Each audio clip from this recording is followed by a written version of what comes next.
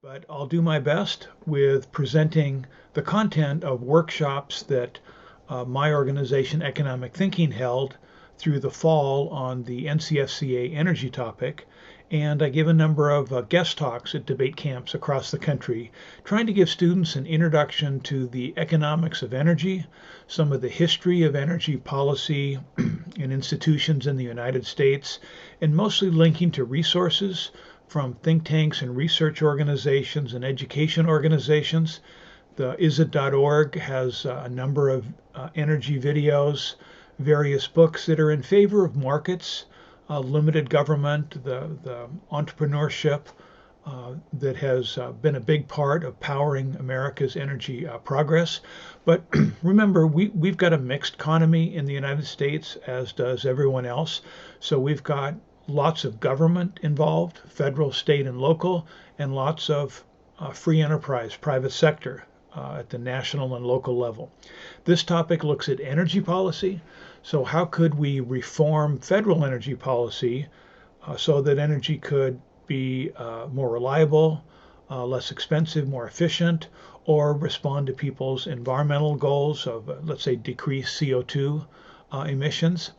And those are all interesting topics to debate. But the resilience of the system, people advocate microgrids so that local communities can have their own reliable energy and choose the kind of energy they want. So there's lots of innovations available. So let's go through this. Let's look at some of these resources, and you can always skip forward, and I'll have a version of my overheads that have the links to the videos and notes that you can read on your own.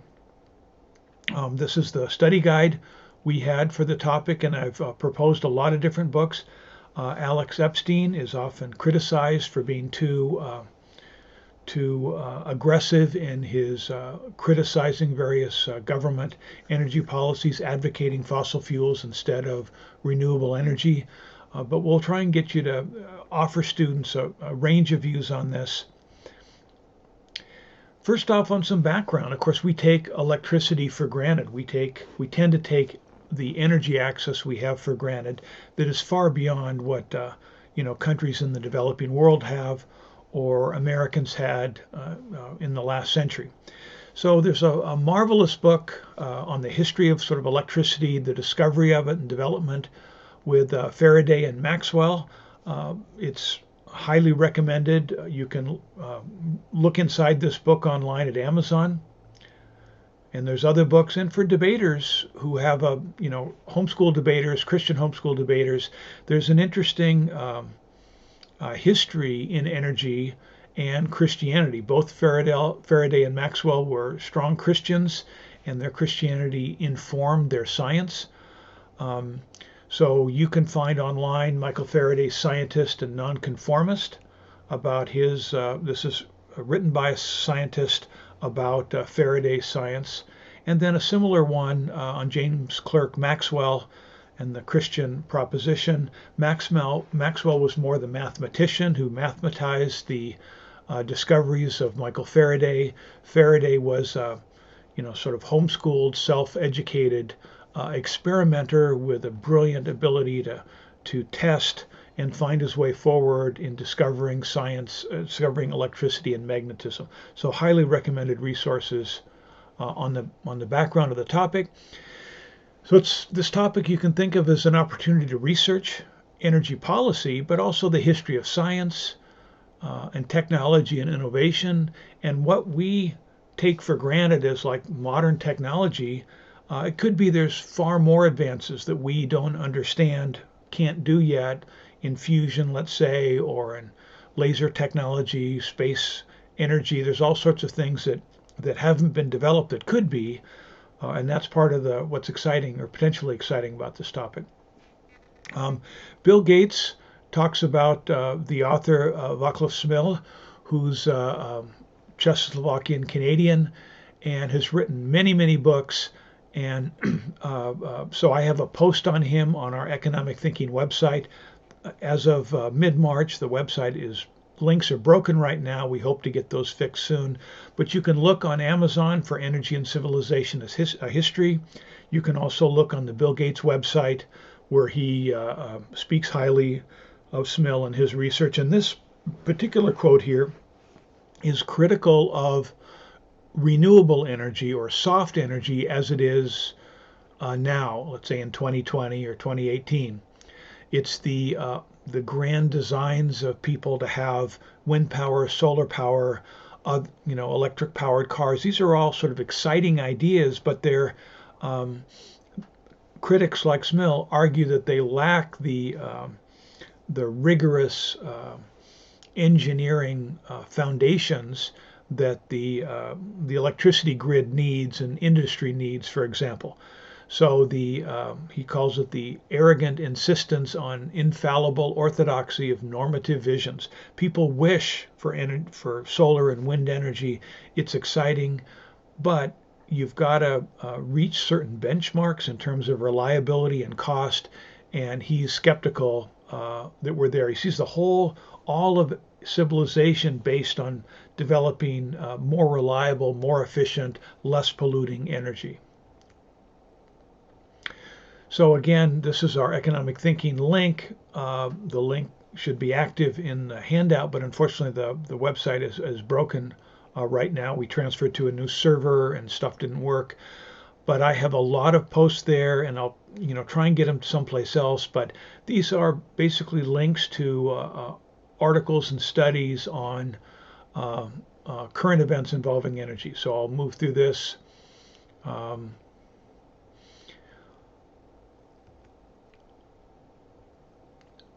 What is working right now is our Facebook page, facebook.com/economic thinking energy.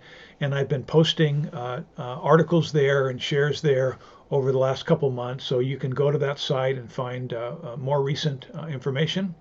So an energy overview. Energy key to modern civilization, powers agriculture, obviously transportation, heating, cooling, manufacturing. Energy is the master resource for civilization. Reliable energy. So, do we have food or fertilizer shortages, water shortages? Well, water is just, is a side effect of energy, right? Energy pumps water out of the ground, can desalinate energy or desalinate water, bring water in as they do in the Middle East. Fertilizer is made from energy, pulling nitrogen from the air. So the food that we depend on, which depends on fertilizer and transportation, all of that is linked to energy and energy policy. The sustainable energy, we had wind energy for sailboats, but fossil fuels helps, shipping, transport things at much lower cost. Electric cars can be exciting, and maybe in the future, I want a Tesla as much as the next guy, but the infrastructure of charging stations, the management of batteries, those things all have to be developed. And so to have sustainable energy as a policy goal and subsidize it, or electric cars as a policy goal and subsidized, those sort of assume that the infrastructure for those technologies can be developed and just need a little push or a nudge from government. And that's sometimes those nudges go the wrong way and slow down progress. In giving early presentations in Wisconsin, one of the things I looked at is hydropower. It turns out that Wisconsin and other states have tremendous opportunities to increase their hydropower, which is clean energy and also is flood control. So it's a source of energy that is heavily regulated at the federal level, FERC and others. So dams have to be recertified, often at the cost of billions of dollars every 50 years. There's all sorts of regulatory barriers. Now, there's criticism of dams as well. In Washington State, activists are trying to take down a lot of the dams here so that they can improve the fishing. The salmon runs back up the river. So, it's not a cut and dried case, but that's one area where you can have a sustainable green energy that is more energy dense, for example, than wind power or solar power. The economic history of the United States is really a big part of it is a history of energy advances. We originally had wood, burning wood for heat. We had water wheels to power the first grinding wheat and things like that. The water wheels across the dams and water wheels across the East Coast powered the the colonies in early America, but they also wiped out the salmon runs that were huge throughout the northeast of America, and later similar salmon runs were wiped out in other parts of the country. So we moved from wood and water wheels to coal. Whale oil was huge for a time. Our first energy crisis was when they ran out of whales. The U.S. whaling fleet decimated much of the world's whales, and kerosene distilled from oil was a response to the lack of whale oil for heating. So we pull oil out of the ground. We begin to refine it, find new oil. Then comes natural gas, nuclear power, and the question is what's next? Maybe wind and solar, maybe space solar, all sorts of maybe geothermal, nuclear fusion, thorium, all sorts of energy alternatives in the future. But which is best? So the economic principles involved. First off, there's scarcity. Everywhere in the economy there's scarcity, not enough of everything that everyone might want. So whether it's the everyday things we want or the energy we would like, generally those things are scarce and they take resources to produce those goods. And so in the economy, whether it's companies, firms, giant corporations, everyday people, families, we have to make choices about how to allocate our scarce time and money to buy the things that we want. To get the things we want, we have to produce goods and services. We earn income with that to buy what we want. But the overall economy is one where there's limited resources and everyone is trying to deal with scarcity. The way economists think about scarcity is that we have to make choices about what to do with our limited money, what to do with our limited time, and each of those choices has an opportunity cost. So when a community decides it wants to go to wind power, if the wind power is more expensive by the time you add natural gas or batteries or pumped hydro to it to make it reliable, the opportunity cost of spending money on that is that people, the community, the government, the energy company has less money to spend on other things. So for example, California utilities that spend lots of money on wind and solar and raise prices to their customers, they also spent a lot less money maintaining their high power lines in their grid. So the critics say they spent so much on green energy that they didn't invest enough for the grid to be resilient enough to withstand windstorms and not cause the fires. Now, again, there's critics on all sides of this, but every corporation has a limited amount of money. They've got the funds they get from people who pay for the power. They've got money to pay to the shareholders and the banks that they borrow money from, and they've got to spend money improving their assets, their infrastructure, their power lines. Some of the power lines in California hadn't been upgraded for 100 years, and those tended to collapse under pressure from wind and so forth. So whether it's big power companies, the local utility, your family, you've got a limited amount of money. You have to make choices about what you spend, how you deploy your resources, how you spend your time. And those choices have a cost. And we measure that cost in what you give up, the next most valuable thing you would have done. So in California, people pay the highest energy prices in the country, partly to pay for the cost for the wind and the solar and other renewable energy projects. The money that they spend to pay for their utility bills is money they don't have for the other things they would have liked to have purchased. So that's called an opportunity cost. What did they give up paying more money for energy and having less money for, to go to the movies or to invest or to, buy food or whatever? So those, that's part of the story: scarcity, opportunity cost. And when we talk about economics, we talk about core economic principles of supply and demand. So in this topic, the supply of energy from, natural gas companies, from people with coal power, nuclear, hydro. These are companies supplying energy and they each have their own cost structure, they each have their own challenges, and they're selling that power to the utilities that are buying it for their customers or to industry.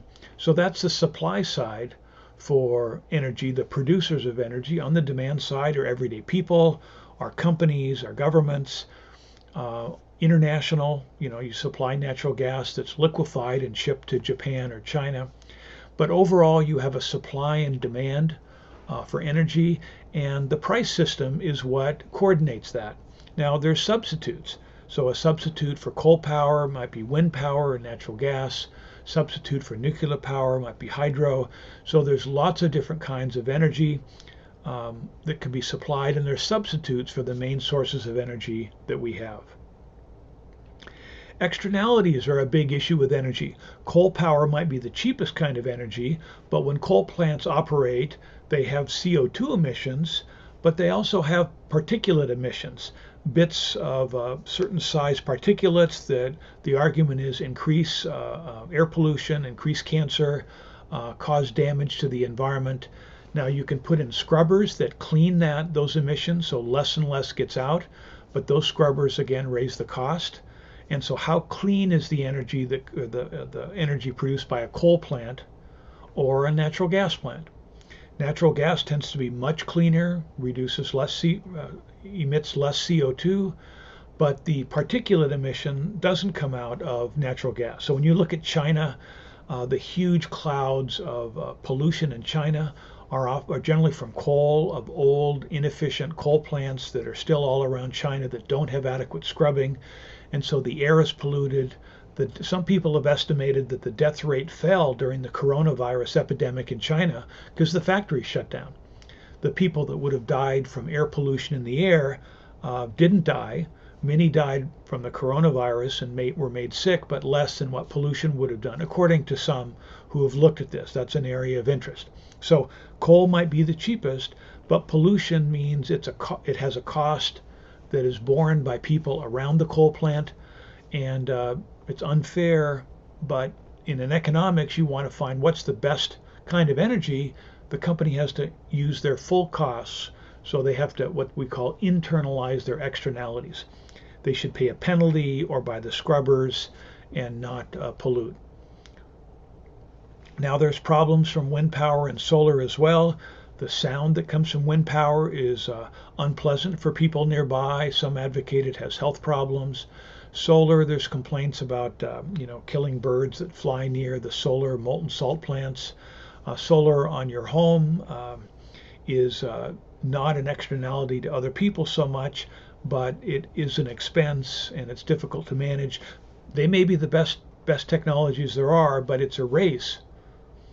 As wind and solar get better, as natural gas gets better, as nuclear gets better, we don't know easily how to compare which is best unless we look at the prices of what the energy costs and include the externalities in our evaluation of costs. And of course, the challenge of wind and solar not being reliable, you've got to have some way to make those stable. Public choice is a field in economics, public choice economics. The founders called them factions, but now we call them special interests. So natural gas companies make a big deal about how heavily polluting coal power is, because natural gas would like the government or litigation to shut down coal plants because that increases the demand for natural gas. The coal industry wants to make a big point about methane emissions and leaks in the production of natural gas. Methane is a strong greenhouse gas because they want natural gas to look worse. So all these organizations have their associations, they have their lobbyists. They're trying to get government and foundations to make the case against their competing energies. And this applies in wind and solar. The oil and coal companies invest in organizations that criticize wind and solar power, and the wind and solar power investors invest in foundations, NGOs, environmental groups that criticize coal and natural gas. So that just goes with the field. You have competition among the technologies themselves and competition in the marketplace of ideas where people are trying to advocate technologies they think best. I don't actually get any money from any coal companies, fossil fuel companies, or any wind and solar companies. I have a nonprofit. If a donation was offered, I'd probably take it, but I'd make the case that it wasn't influencing my decisions. But I'd want to be transparent and let you know that that's the story, so you could decide whether I'm might be influenced by whoever gives me money. Incentive problems. In all this economics, we talk about incentive problems and knowledge problems.